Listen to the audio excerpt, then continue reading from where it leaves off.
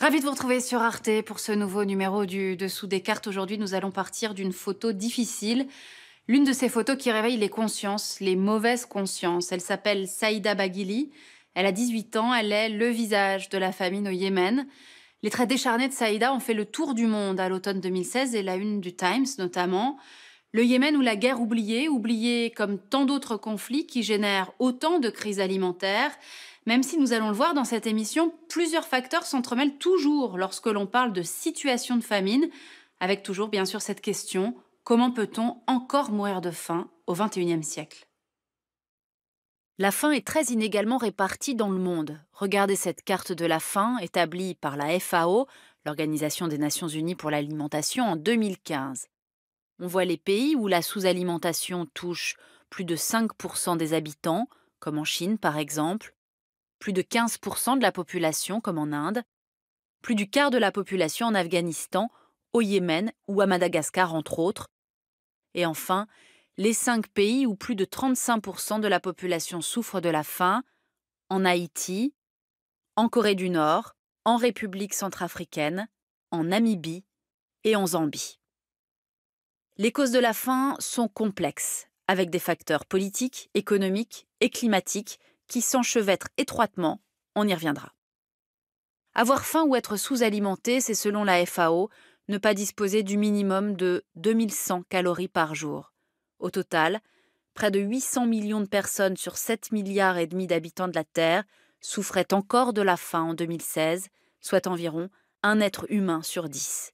Et l'immense majorité vit dans des pays dits en développement, principalement en Asie, où 426 millions de personnes sont sous-alimentées.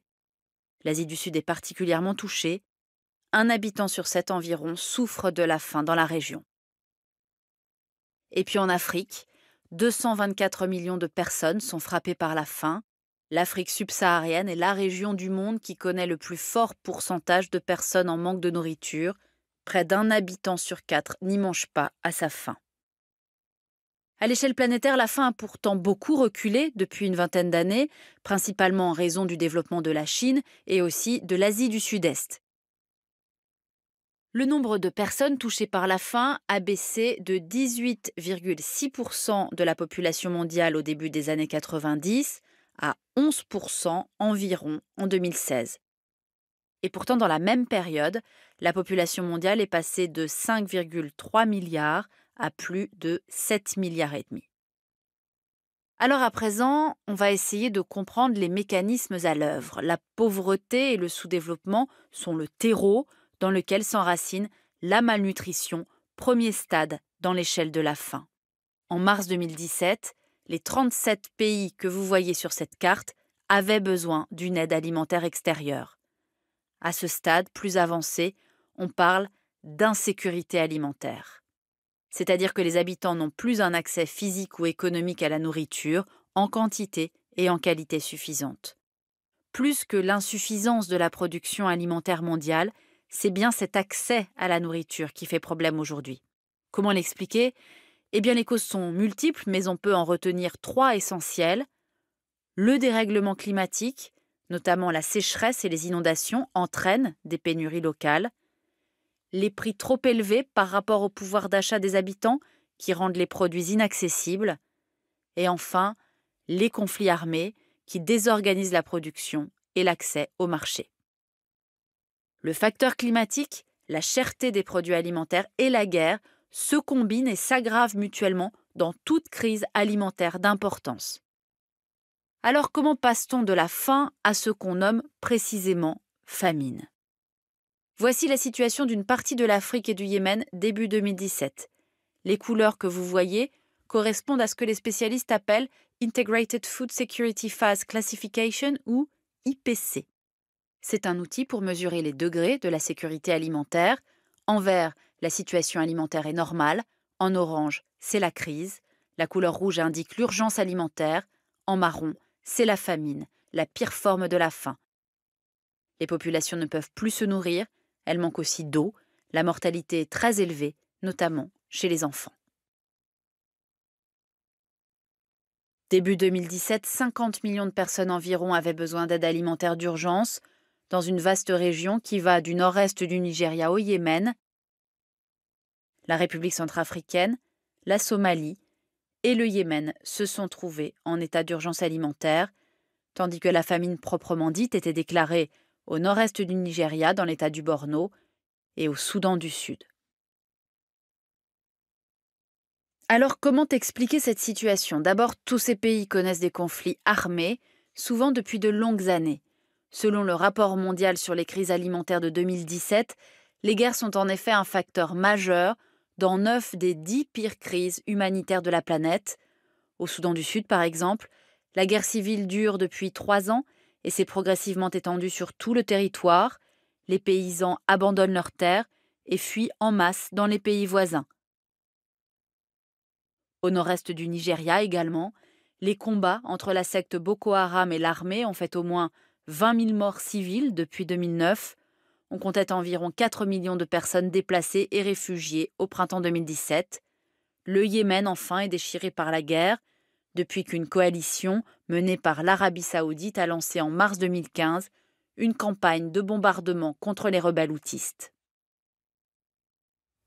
Ces conflits armés désorganisent complètement la production agricole qui fait vivre la très grande majorité des habitants. De plus, l'aide humanitaire ne parvient pas dans les zones les plus reculées, trop dangereuses d'accès. La sécheresse, en anéantissant les récoltes, a encore aggravé la situation pour les paysans.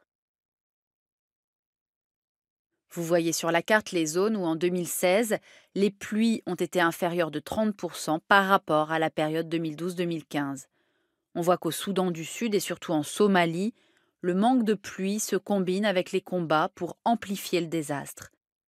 Et cette sécheresse sévit pour la 3e année consécutive dans la région. Au total, 12,8 millions de personnes en Éthiopie, en Somalie, au Kenya et en Ouganda connaissent des niveaux très importants d'insécurité alimentaire. La Somalie est une fois encore l'épicentre de cette crise alimentaire de grande ampleur.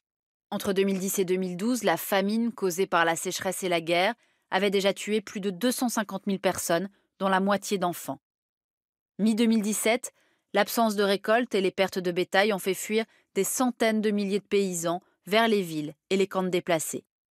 Et dans le sud-ouest du pays, une des zones les plus affectées par le manque d'eau, les attaques du groupe islamiste des Chebab empêchaient l'intervention des humanitaires.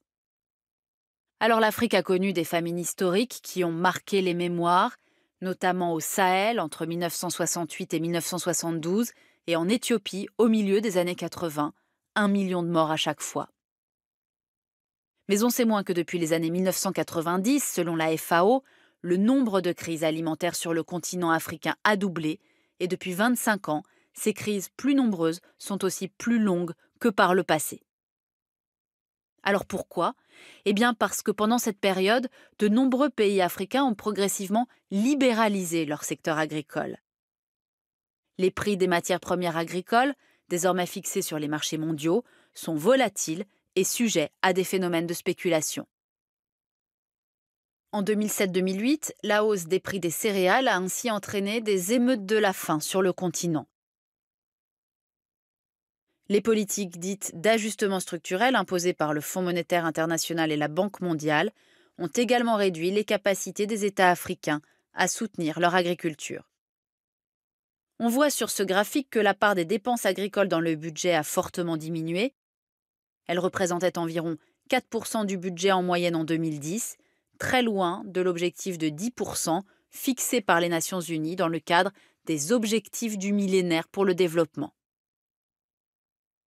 Sans politique agricole forte, l'Afrique dépend des importations pour ses produits alimentaires de base, viande, huile, riz. Le Nigeria était ainsi le premier importateur mondial de riz en 2013.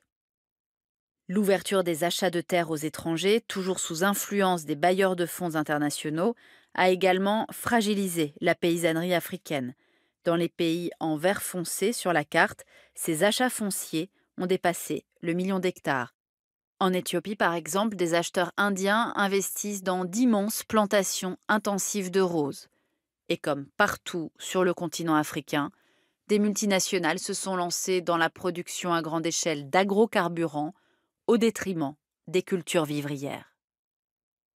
Alors bien sûr, malgré tout, on l'a dit, la faim dans le monde recule globalement depuis 20 ans. Et jusqu'à peu, on pouvait encore penser que les épisodes de famine diminuaient en intensité et en récurrence, et qu'il fallait davantage se pencher sur les situations de sous-alimentation chronique. Sauf que ces derniers mois, les crises alimentaires au Soudan du Sud, au Yémen et en Somalie notamment ont démontré le contraire. Et l'aide alimentaire internationale n'a pu contenir ces nouveaux drames, faute de dons et souvent de possibilités d'accès aux territoires concernés. Pour aller plus loin, deux ouvrages, celui du grand spécialiste du sujet Jean Ziegler, Destruction massive, géopolitique de la faim, publié aux éditions du Seuil en 2014, et puis Faim zéro, En finir avec la faim dans le monde, de Bruno Parmentier aux éditions La Découverte, un livre qui démontre que l'élimination de la faim relève d'abord de l'action politique. Ainsi s'achève ce nouveau numéro du Dessous des cartes. Rendez-vous bien sûr la semaine prochaine, même endroit, même heure. Et d'ici là, n'oubliez pas notre site internet arte.tv. À bientôt.